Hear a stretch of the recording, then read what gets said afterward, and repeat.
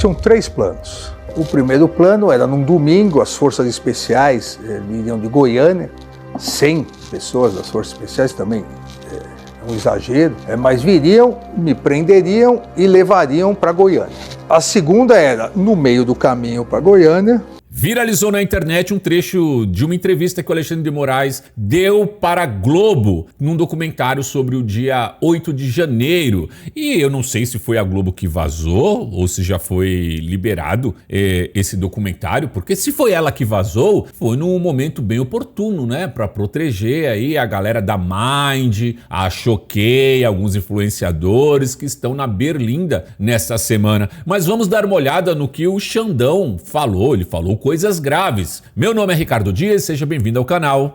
Conectado. Eu vou deixar correr o vídeo direto e depois a gente volta para dar uma analisada nas expressões faciais de Xandão. Vamos metaforá-lo, mas deixa ele falar aqui primeiro. Tinham 3 planos. O primeiro plano era num domingo, as forças especiais viriam de Goiânia, 100 pessoas das forças especiais, também é um exagero, mas viriam, me prenderiam e levariam para Goiânia. A segunda era, no meio do caminho para Goiânia, se livrariam do corpo. Aí não seria propriamente uma prisão, seria um homicídio. E a terceira, os mais exaltados, defendiam que após o golpe deveria ser preso e enforcado aqui na Praça dos Três Poderes. Para sentir o nível de agressividade, o nível de ódio dessas pessoas, que não sabem diferenciar a pessoa física da instituição, do cargo ocupado. Houve um planejamento, uma tentativa de planejamento, inclusive com participação da ABIN, que monitorava os meus passos para quando houvesse necessidade de realizar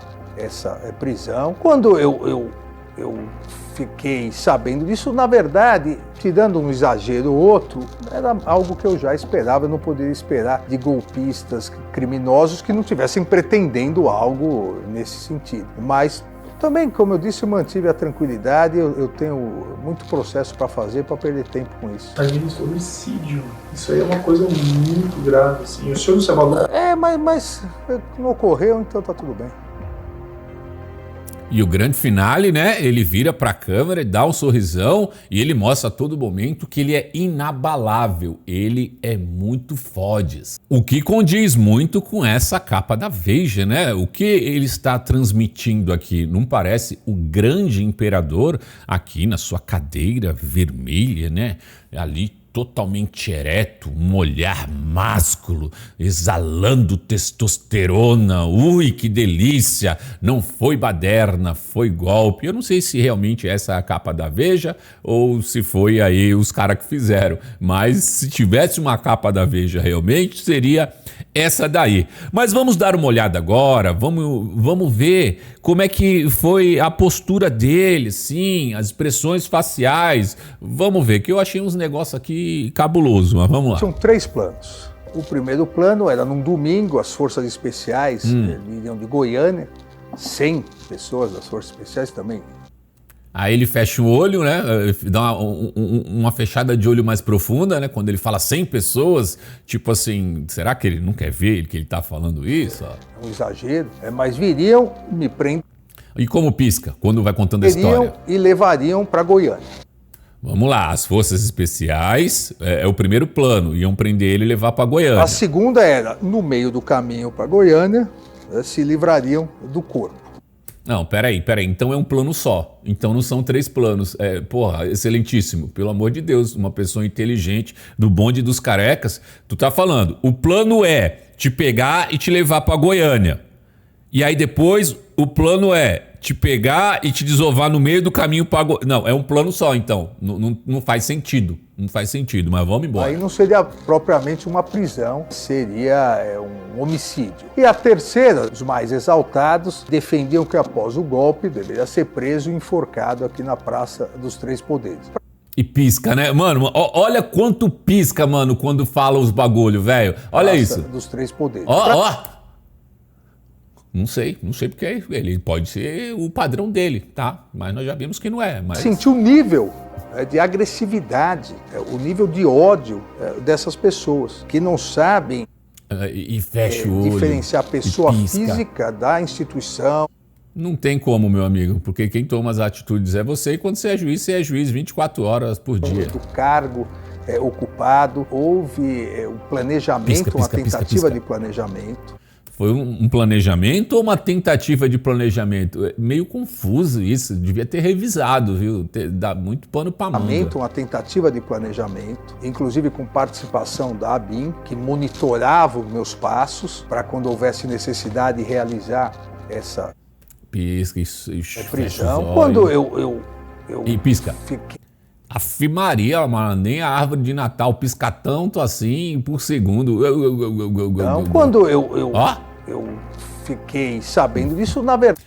Eu não sei o que significa não, viu? Pergunta pro metaforando, mas quando tá piscando muito assim, ele falou que não é muito bom, não. Tirando um exagero ou outro, era algo que eu já esperava, eu não poderia esperar de golpistas, criminosos que não estivessem pretendendo algo nesse sentido. Mas também, como eu disse, eu mantive a tranquilidade. Lógico que você é foda. Muito processo para fazer. Com tanta segurança que tem, carro blindado, caramba, eu também andaria tranquilo por aí. Tempo com isso. Homicídio. Isso aí é uma coisa muito grave, assim. O senhor não sabe... E pisca, e fecha o olho. Mas não ocorreu, então tá tudo bem.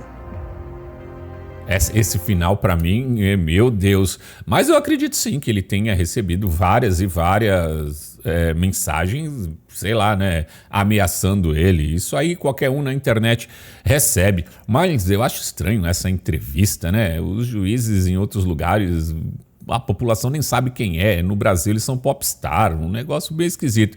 Mas vamos dar uma olhada em alguns tweets. Até o Metrópolis aqui, ó, comentou o seguinte, ó: quem planejou Alexandre de Moraes? É preciso que Alexandre de Moraes forneça nomes. A sociedade tem o direito de saber quem quis atentar contra a democracia que ela conquistou. Eu também acho. Temos mais um aqui, ó. Esse aqui diz o seguinte: reflexões e perguntas da entrevista gravíssima do ministro Alexandre de Moraes. A quem acusa?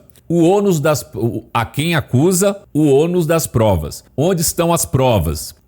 O que a Polícia Federal fez? Prendeu as pessoas que iriam praticar tais atos? Quem são? E por último aqui, tá dizendo por que esperou quase um ano depois para falar. E não é nem isso.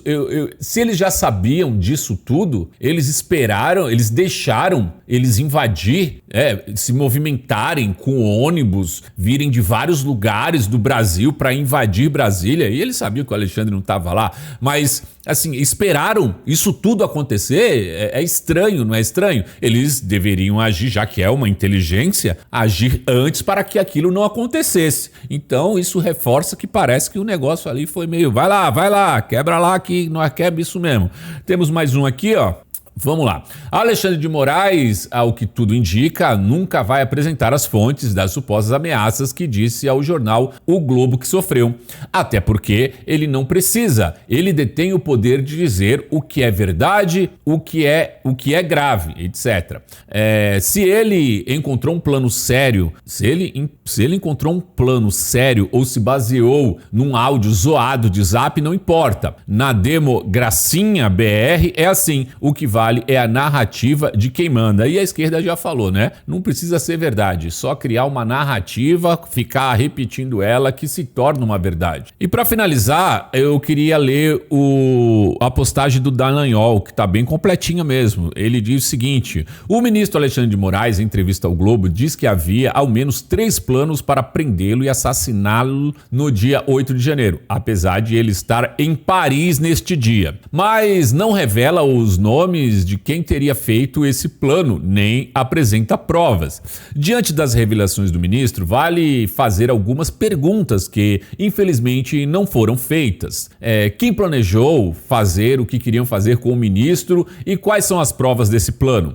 Essas pessoas já foram denunciadas pela PGR e condenados nos julgamentos de 8 de janeiro? Por que não soubemos dessas pessoas até agora? Se o ministro era vítima desses crimes, ele não deveria se declarar suspeito para julgar quem queria matar? Então, exatamente, ele não pode julgar, já que ele era vítima.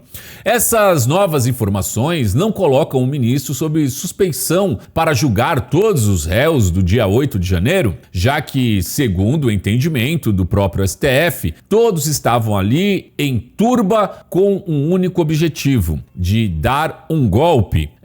Como o ministro responde às críticas de que os réus do dia 8 de janeiro estão sofrendo abusos judiciais? Como violação do juiz natural, ausência de conexão com pessoas de foro privilegiado, prisões preventivas alongadas, ausência de provas e de individualização de condutas e penas exageradas? Ai, tá difícil com as pontuações aqui. Aliás, até hoje o STF não apresentou uma única pessoa com foro privilegiado que tinha participado dos atos de 8 de janeiro, a fim de justificar a conexão com os demais réus sem foro privilegiado. O ministro saberia dizer quem são as pessoas com foro privilegiado que atraem a competência da corte para julgar os demais réus do dia 8 de janeiro? Por que o ministro não apreciou em tempo o pedido de soltura de Clezão, que tinha parecer favorável da PGR? Como responde às críticas de que demorava para decidir, acarretou a morte de Clezão? Porque logo após a morte de Clezão, o ministro soltou vários réus presos no dia 8 de janeiro que também tinham parecer favorável de soltura da PGR. Isso porque é uma prova de que essas pessoas ficaram presas de forma excessiva e ilegal? É tudo pergunta, né? Foda, são perguntas enormes para ler. Quando serão encerrados os inquéritos ilegais que transmitam no Supremo há mais de 5 anos? Como o ministro justifica a existência dos inquéritos após o fim dos prazos legais? E por fim, dar entrevistas sobre casos em julgamento não gera a suspeição do juiz? Como o ministro responde a essa questão? Eu acho que ele não tem que responder a nenhuma dessas questões, porque ele é o grande imperador e o imperador não tem que dar satisfações a ninguém. E se você chegou até aqui, deixa o like nesse vídeo, compartilhe em suas redes sociais, verifique a inscrição e se inscreva no canal. Por enquanto é isso e a gente se vê. Fui! Conectado.